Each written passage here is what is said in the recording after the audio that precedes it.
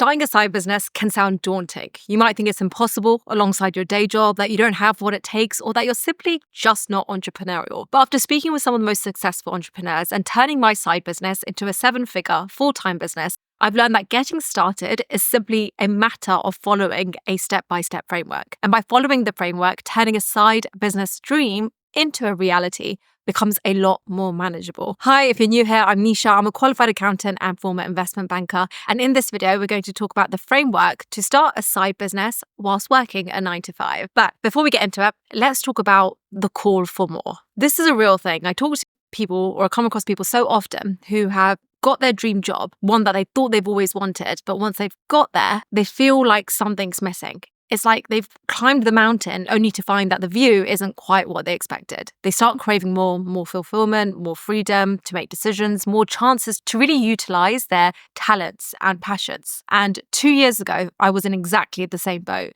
Even with a decent paycheck and a stable job, there was this nagging feeling that there's something more out there. But at the same time, quitting your day job to pursue this call for more can feel very risky, especially if you have financial obligations or you have a family to support. And that's where starting a side business alongside your main job can be the perfect compromise. It's a way to explore new business ideas, new passions, and potential income streams without immediately giving up the security of your full-time employment. So if you're in this place and you have this urge to explore something new, but you're unsure where to start and you're not quite ready to dive into full-time entrepreneurship without having a plan in place, then this is the 3-step framework that I used. Step 1, find the intersection. You want to understand what your interests are, your personality, your expertise, and you want to combine that with what you think there may be a genuine market for. So one powerful framework for doing this is the Golden Circle concept from Simon Sinek's book, Start With Why. The Golden Circle consists of 3 elements. What?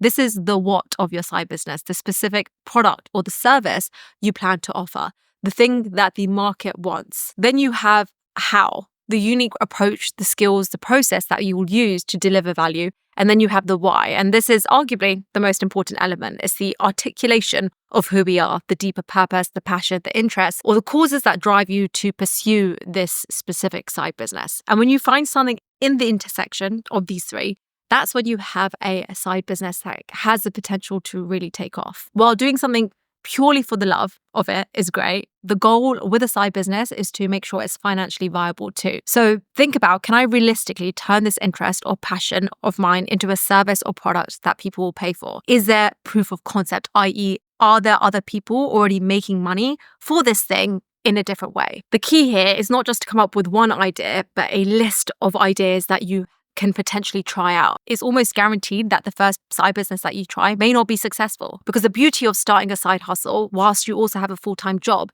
is that you can take a lot more risks, you could try out more things, and you could get all the growing pains out the way whilst also having a stable paycheck coming in. You can afford to make some early mistakes and learn from them without as much risk. By the way, if you want to read the summary of the Golden Circle or almost any other self-development book, you can get a free trial using my short form link. This video isn't sponsored by them, but it is a platform that I use almost every week to digest a lot of information in a really short amount of time. The second thing, which I'll do, especially if this is my first business, is try to avoid my self-interest and find ways to be of service and even offer my services for free, because that'll be a really good indicator as to whether or not there's demand for this idea. Because if people aren't signing up or willing to use your product for free, it's going to be pretty hard to then get people to pay for it. So there are a few ways you can do this. You can use the done for you approach, the done with you approach, or the do it yourself approach. The done for you approach is all about offering to directly do the thing that you're skilled at for someone else. It's a one-to-one service model. So for example, if you have a technical skill of graphic design, you could start a side business creating custom branding, websites, or marketing materials for clients. So you can research industry leaders in your niche, reach out to them, offer your services for free initially. And if you do great work for them, they like it, then that can lead into a paid opportunity. This is how I found most of the freelancing people that I work with. Someone would approach me via email, provide a free sample of their product or service using my work, and then it's then converted me into a paying customer. The pros of this approach is that it's pretty easy to start and it's low cost,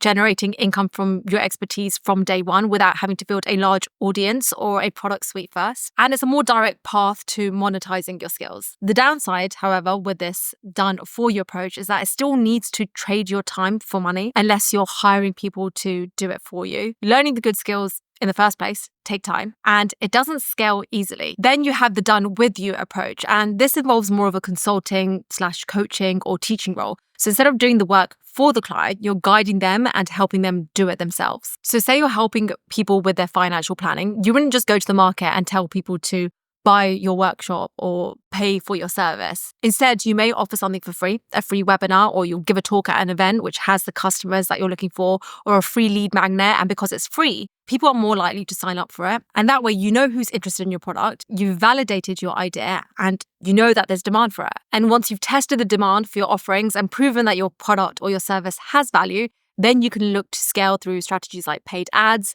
influencer partnerships, so partnering with other creators, hiring them, and leveraging your professional and personal network to spread the word even further. So the pros of this model is that it allows you to leverage your knowledge and skills to help people in a more hands-on way. And it's often more scalable than the done for you approach, since you're not trading your one-to-one time for money. Instead, it's one-to-many. The downside, however, is that there's a lot of competition. There needs to be constant evergreen marketing, and it does require building some level of authority first. Plus, once again, your time is infinite, so there's a cap to how much you can make. Finally, you have the do-it-yourself approach. And this is all about creating products and content that allow you to share your expertise with the world in a more passive way. So this can mean starting a YouTube channel where you teach your skills, writing and self-publishing ebooks, or building an online library of templates and of tools. The advantage of this model is that once you've put in the initial effort to create these assets, they can continue generating revenue for you without requiring your constant time and attention. You can scale it well. It can work without your physical presence. It works really well if you've built your audience around your business, and it buys back your time. The downside, however, with this approach is that it needs a really big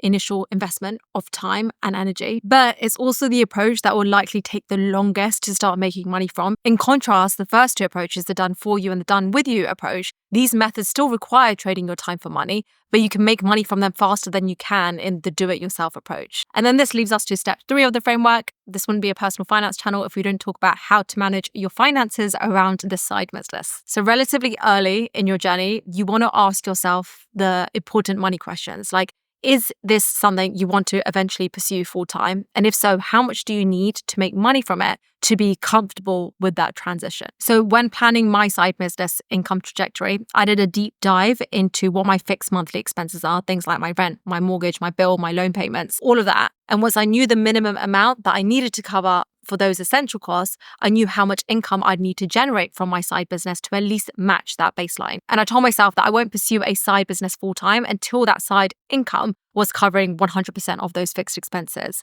That gave me the confidence and the financial runway to really focus on growing the business and having something to aim for. Another question you want to ask yourself is, how much can you realistically afford to invest into this new venture without jeopardizing your financial stability and other life goals? And this is why starting a side business and doing it part-time, I think, is really important, because you can afford to make mistakes along the way, and you will make mistakes along the way. You will lose money, but you will have an income coming in to compensate for it. And so another step I took was to calculate my discretionary income and identify areas where I could cut back to invest more into making this business work. And just these really simple calculations will give you the financial confidence and the backing you need to really pursue a passion properly. It really gives you clarity on what you have to work with and what you need to aim for, because without that, you kind of lose direction on where you're going. If you want help in tracking these numbers, I have a completely free resource that can help. It's an intentional spending template that has been used by over 100,000 people. It breaks down your spending into your fixed costs, which are your essential living costs,